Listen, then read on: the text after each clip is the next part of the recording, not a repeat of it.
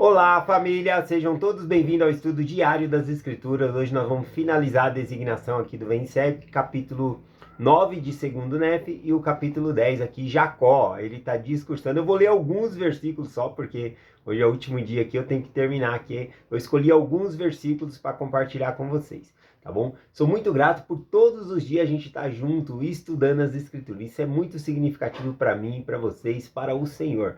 Essa busca constante. Certamente acontecem muitas coisas no meio do caminho. Nosso corpo é frágil, tem febre, tem doença, tosse, né? Que nem essa semana que passou, Lucas Guerreiro, mesmo estando ruim, ele gravou a voz dele, ele tossindo ali, né? Depois ele postou lá, ele tá com pneumonia, né? Então veja só, mesmo com a dificuldade de falar, tossindo, ele foi lá e gravou. O vídeo não ficou perfeito, né? Por conta que teve alguns problemas de edição, então ele apagou e regravou, né? Eu senti isso muito como o amor que ele tem em compartilhar a mensagem do Evangelho. Eu achei muito nobre da parte dele, né? Talvez alguém poderia pensar assim, não, mas você tá doente, né? Você já fez isso aí, tá o seu máximo. Não, ele regravou, ele fez uma live maior ainda para explicar. Então, todos nós, tanto aqueles que compartilham a mensagem como aqueles que recebem, também têm os seus dias difíceis. O importante é todos os dias a gente superar a carne, superar as dificuldades que nós temos e buscar ao Senhor.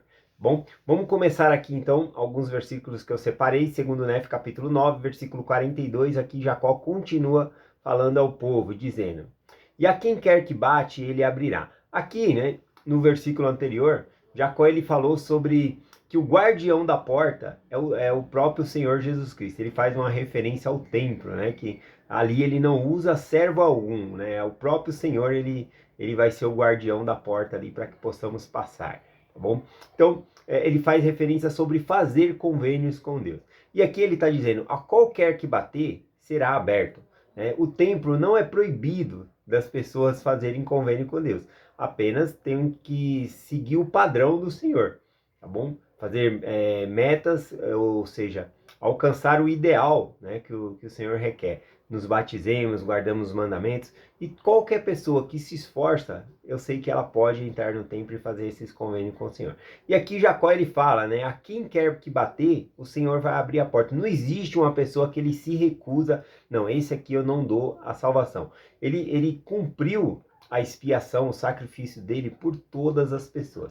Agora, tem certas pessoas que ele fala que ele rejeita, né? Mas não é algo pessoal, mas por conta da conduta da pessoa. Ele diz aqui no versículo, ó, "E aos sábios e instruídos, e aos ricos que são orgulhosos de seu conhecimento, de sua sabedoria, de suas riquezas, sim, estes são os que ele desprezam. E a menos que se despojem de todas essas coisas e considerem-se insensatos diante de Deus, humilhem-se profundamente, ele não lhe abrirá." Então a esses, eles precisam se despojar do homem natural, despojar-se de colocar o coração na riqueza, orgulho. Então ele falou de muitas coisas aqui, né? A gente vê esse comportamento de Jesus Cristo no Novo Testamento. Quando ele ia falar com os líderes religiosos que eram orgulhosos, ele ia lá, né, e falava duro com eles, como está lá registrado em Mateus 23, 24, ele diz assim, condutores cegos coai um mosquito e engoliam um camelo, né?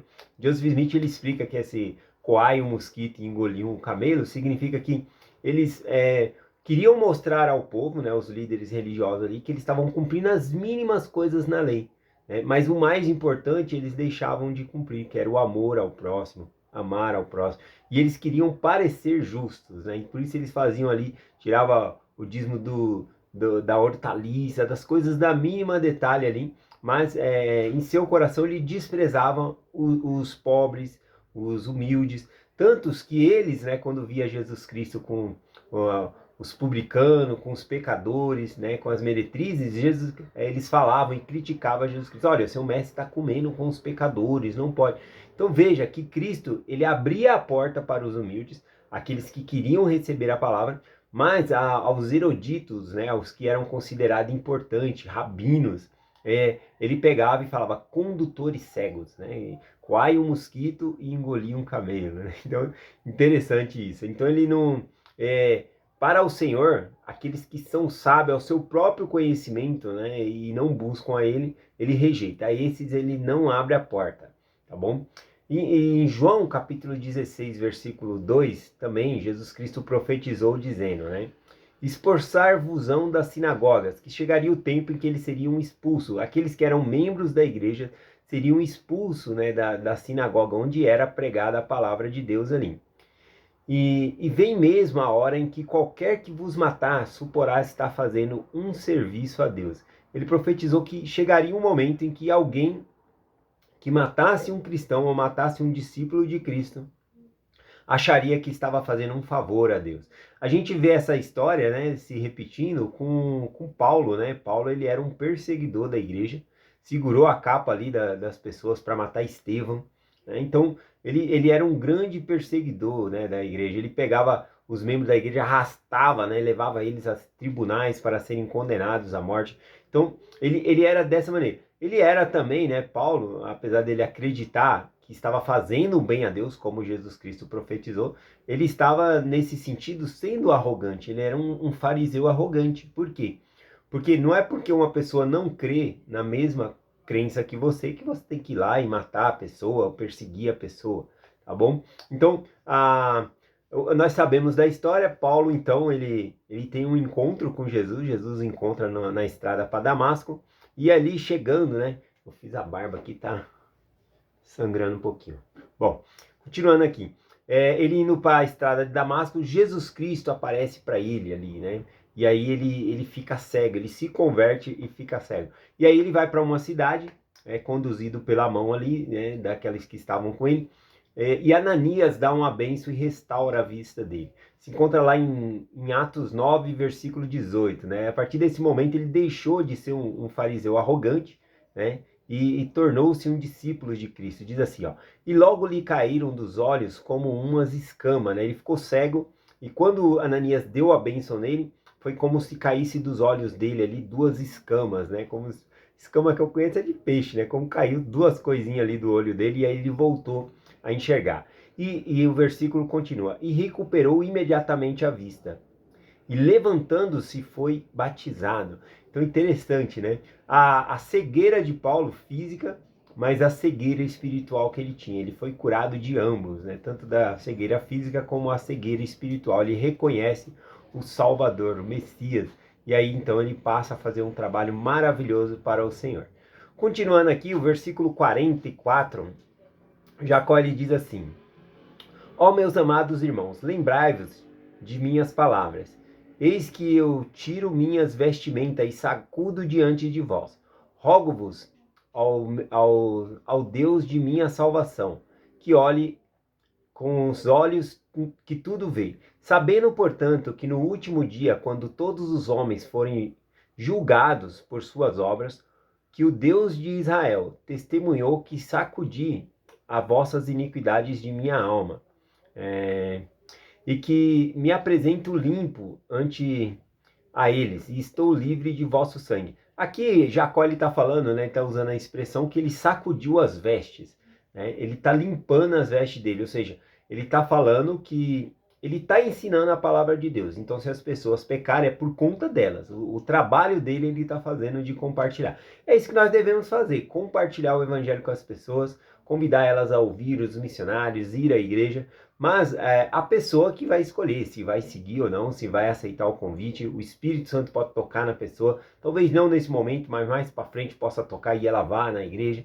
O importante é a gente fazer, né? Sacudir as vestes, como diz Jacó aqui. Ou também um termo que é usado no Novo Testamento: bater a poeira dos pés, né? Quando os apóstolos entravam numa cidade que a cidade não o recebia, eles saíam e batiam a poeira dos pés, como testemunho de que foi dada a oportunidade àquela cidade para que eles recebessem o evangelho.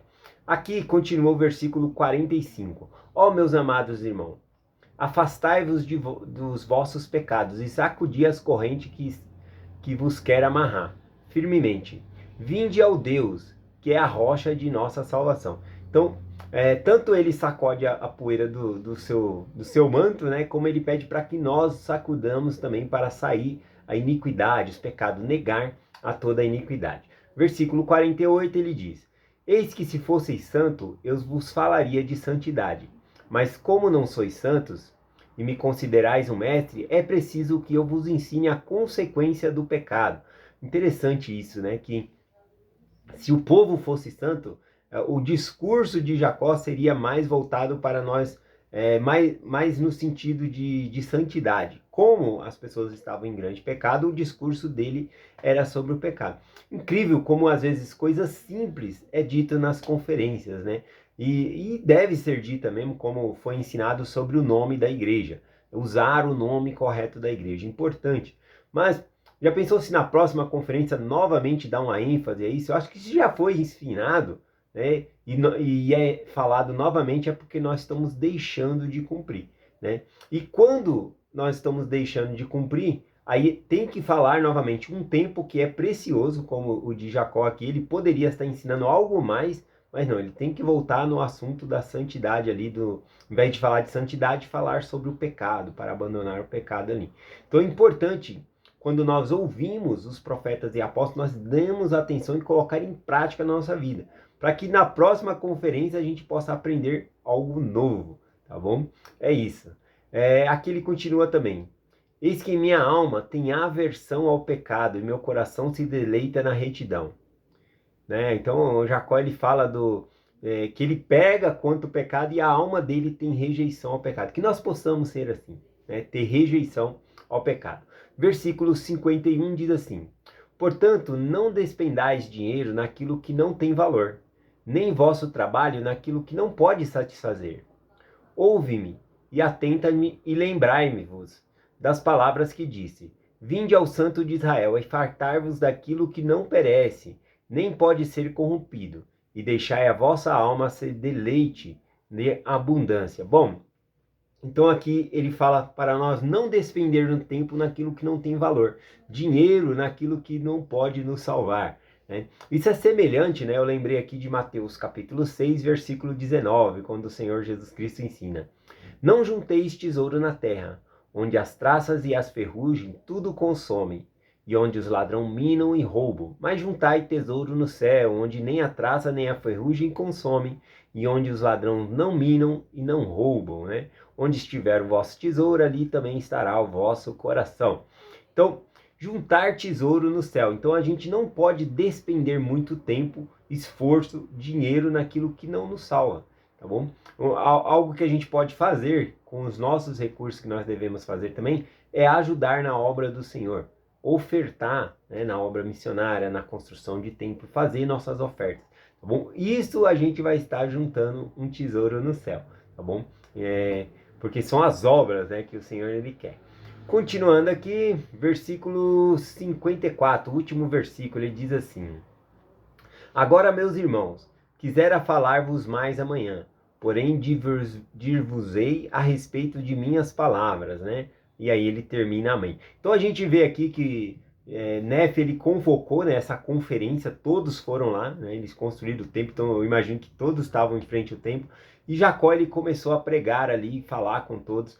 Então foi uma conferência de 2 dias, então ele fala: amanhã eu vou voltar a falar, ou seja, não foi suficiente, né? Não sei se eles ficaram 3 horas, 4 horas, quanto tempo ficaram ali sendo ensinado, mas não foi suficiente. Ele falou: amanhã eu termino, ele tinha mais para falar. Então, no dia seguinte, eles vão se reunir novamente no templo ali, e ele vai pregar, né, novamente a palavra. Eu senti uma semelhança com a conferência geral, que nós temos 2 dias de conferência geral também, o sábado e o domingo. Falar nisso está se aproximando, né, a conferência geral. Precisamos nos preparar. Aqui, então, no segundo Nefe, capítulo 10, o versículo 3, no dia seguinte, então, ele diz assim: portanto, como vos disse, é necessário que Cristo, pois na noite passada o anjo informou que esse seria o seu nome. Olha só que interessante. No intervalo da conferência, ele ensina num dia, ele já tem o que vai ensinar no outro dia, mas ele busca ao Senhor, busca a revelação. E nessa noite, entre esse intervalo, né, a gente vê sempre a escritura no livro de Mormon aqui, e aconteceu o que? Passando-se vários dias e anos para contar um outro relato. E aqui a gente tem um relato de um dia para o outro, numa conferência geral, né, ali entre os nefitas. Então, nesse intervalo que ele ensinou no dia, no outro dia, quando ele foi ensinar, na noite em que ele estava ali se preparando, buscando ao Senhor, um anjo aparece a Jacó e menciona que o nome do Salvador seria Cristo. Interessante, porque a palavra Cristo significa ungido. E o próprio Jacó, ele foi ungido ali para pregar o evangelho, para ser um mestre e compartilhar a palavra com todos ali. Então eu achei bem interessante isso. Tá bom? Então, a partir desse ponto no livro de Mórmon, depois que Jacó aprende que o nome dele é Cristo, a gente vai observar que vários profetas vão usar esse termo, esse nome, esse título que é Cristo, tá bom? Em hebraico, né, Cristo na verdade é em grego, né? Significa o ungido.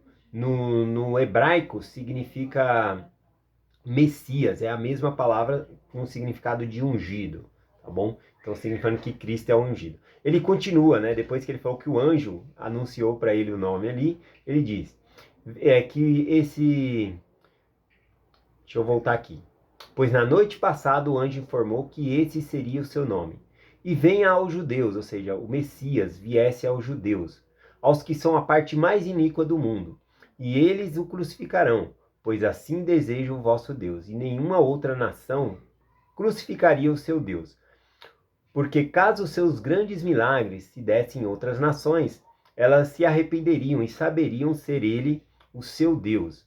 Mas por causa de artimanhas sacerdotais, de iniquidade e os de Jerusalém endurecerem a cerviz contra ele, para que seja crucificado. Portanto, devido à iniquidade deles, recairão sobre ele grandes destruição, fome, peste, derramamento de sangue, e os que forem destruídos serão dispersos por todas as nações.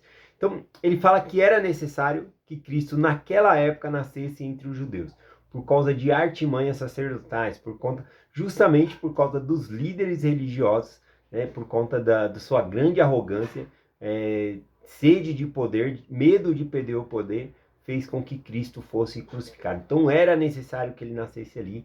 E aqui menciona, né, que se ele tivesse nascido em outro local, as nações se arrependeriam e saberia ser ele o Deus de Israel. Mas ele nasceu entre os judeus, por quê? Porque era a vontade do Senhor, que ele pagasse pelos nossos pecados e fosse sacrificado, tá bom? Continuando aqui, versículo 20, diz o seguinte aqui. E agora, meus amados irmãos, vendo que nosso misericordioso Deus, que nos deu tão grande conhecimento sobre essas coisas, lembremo-nos dele e deixemos de lado o pecado, e não inclinemos a cabeça, pois não somos rejeitados. Não obstante, fomos expulsos da terra de nossa herança. Fomos, porém, conduzidos a uma terra melhor, pois o Senhor fez do mar o nosso caminho, e estamos em uma ilha do mar, ou seja, em outro continente. Ele começa a mencionar aqui os convênios do Senhor, que ele acabou de falar que aquela nação seria destruída, né, dos judeus, eles seriam dispersos, depois se reuniriam de novo. Ele vai compartilhando isso no discurso dele. E aqui nessa parte ele fala da misericórdia de Deus, que Deus tirou, né, a parte, né, a família de Leí ali, a família de Israel, fora de Jerusalém, antes que Jerusalém caísse, antes de Jerusalém ser destruída. Vou finalizar a mensagem aqui, tá bom? O versículo 23 e o versículo 24 para finalizar aqui. Diz aqui o 23. Animai-vos, portanto, e lembrai-vos de que sois livres para agir por vós mesmos, para escolher o caminho da morte eterna ou o caminho da vida eterna. O Senhor nos dá o arbítrio para que nós possamos escolher segui-lo. Versículo 24. Portanto, reconciliai-vos, ó meus amados irmãos, com a vontade de Deus e não com a vontade do diabo e da carne. E lembrai-vos, pois, de que reconciliar-vos com Deus, que é somente pela graça de Deus que sois salvos. Vou finalizar o 25 também, que é o último versículo aqui. Possa Deus, portanto, levantar-vos da morte pelo poder da ressurreição, e também da morte eterna, pelo poder da expiação, a fim de que sejais recebidos no eterno reino de Deus, para louvá-lo pela graça divina. Amém. E assim ele termina o segundo dia de discurso dele, né, que foi registrado aqui. em 2º Nef, capítulo 10, tá bom? E é essa mensagem que eu compartilho com vocês. Um excelente dia do Senhor para todos nós. E amanhã, novamente, estaremos aqui para estudar as Escrituras. Faça esse compromisso de todos os dias estarmos aqui estudando as Escrituras juntos. Coloca aí nos comentários, né? Sempre é muito bom fazer comentário aí. Quando quem assiste pelo YouTube, acompanha pelo YouTube, coloca aí a mensagem assim, até amanhã. Que é um compromisso de que amanhã a gente vai estar aqui novamente estudando a palavra do Senhor. Tá bom? Então compartilhe essa mensagem com vocês. Em nome de Jesus Cristo. Amém. Até amanhã.